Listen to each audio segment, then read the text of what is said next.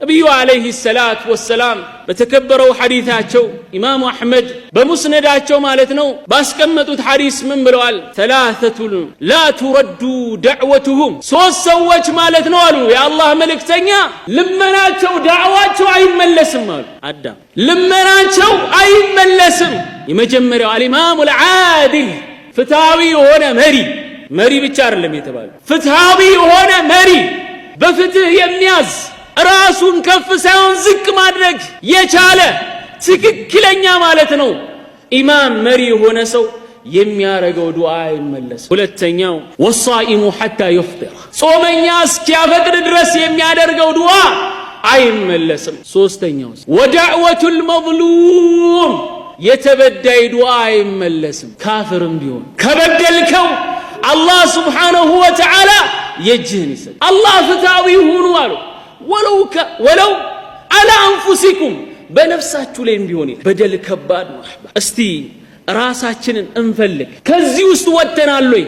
ኢማ እናት አባታችንን ወላጆቻችንን በድለን ሊሆን ይችላል። ኢማ ዑለማ መሻይኽ በድለን ሊሆን ይችላል። ወይ ጓደኞቻችንን በድለን ይሆናል። ወይ ሚስቶቻችንን የትዳር አጋሮቻችንን በድለን ሊሆን ይችላል። ዛሬ ከዛ መጥራት እንዳለብን እንዳትረሳ። ለምን ሞት መጥቶ እንደሚወስደን አይታወቅም። ቀጠሮማ ቢታወቅ ኖሮ ብታቆየው ችግር የለውም። መቼ ነው ሞት መጥቶ የሚይዝ ታውቀዋለህ? ታዲያ እስቲ ማንን የበደልኩት የሚለውን ፋይልህን አገላብጦ ፈልግ። ቱብ ኢለላህ፣ ወደ አላህ ተመለስ። ከአላህ ጀምሬ ከጌታዬ ኢባዳ አንስቶ ምን አጓደልኩኝ?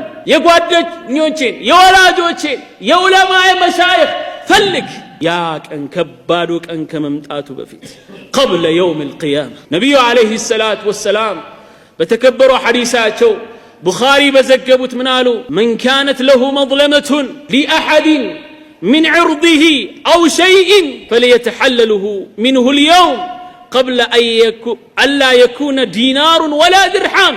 የአላህ መልእክተኛ ምን አሉ? አንዳች ሰው አሉ በደል ያለበት የበደለ እንደሆነ አለ አንዳችን ሰው ነክቶ በምን ኢማ በክብሩ ላይ ሊሆን ይችላል፣ ወይ አንዳች ነገር ወስዶበት ሊሆን ይችላል። ዛሬ ከዛ በደል ይጽዳ ይጥራሉ። ዛሬ በዱንያ ያ ዲናር ዲርሃም የሌለበት ቀን ከመምጣቱ በፊት ያልኔ የለም።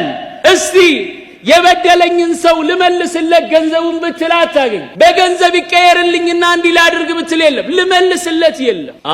እንኳን አይደለም በዱንያ እንኳን አስቸጋሪ ሰው ልጅ ያለ ማስተዋል